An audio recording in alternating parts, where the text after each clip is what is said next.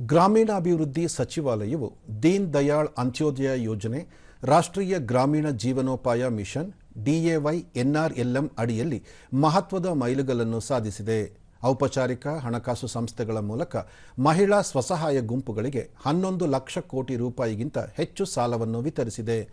Banking ಭ್ರಾತೃತ್ವದ ಅಚಲ ಬೆಂಬಲದಿಂದ ಸಾಧ್ಯವಾದ ಈ ಹೆಗ್ಗುರುತು ಸಾಧನೆಯು ಅಂತರ್ಗತ ಅಭಿವೃದ್ಧಿ, ಮಹಿಳಾ ಸಬಲೀಕರಣ ಮತ್ತು ತಳಮಟ್ಟದ ಆರ್ಥಿಕ ಸ್ಥಿತಿಸ್ಥಾಪಕತ್ವವನ್ನು ಬಲಪಡಿಸುವ ಸರ್ಕಾರದ ದೃಢ ಬದ್ಧತೆಯನ್ನು ಪ್ರತಿಬಿಂಬಿಸುತ್ತದೆ. ಸಮರ್ಪಿತ ಬ್ಯಾಂಕ್ ಸಖಿಗಳು, ಬ್ಯಾಂಕಿಂಗ್ ಏಜೆಂಟರಾಗಿ ಸೇವೆ ಸಲ್ಲಿಸುವ SHG ಮಹಿಳಾ ಸದಸ್ಯರು ಸಹ ಈ ಕಾರ್ಯದಲ್ಲಿ ಪ್ರಮುಖ ಪಾತ್ರ ವಹಿಸಿದ್ದಾರೆ.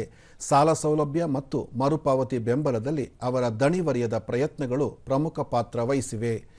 DAY NRLM ಮತ್ತು ಲಕ್ಷಾಧಿಪತಿ ದೀದಿ ಯೋಜನೆಯಂತಹ ಉಪಕ್ರಮಗಳ ಮೂಲಕ SHG ಆಂದೋಲನವು ಲಕ್ಷಾಂತರ ಮಹಿಳೆಯರನ್ನು ಸಬಲೀಕರಣಗೊಳಿಸುತ್ತಿದೆ.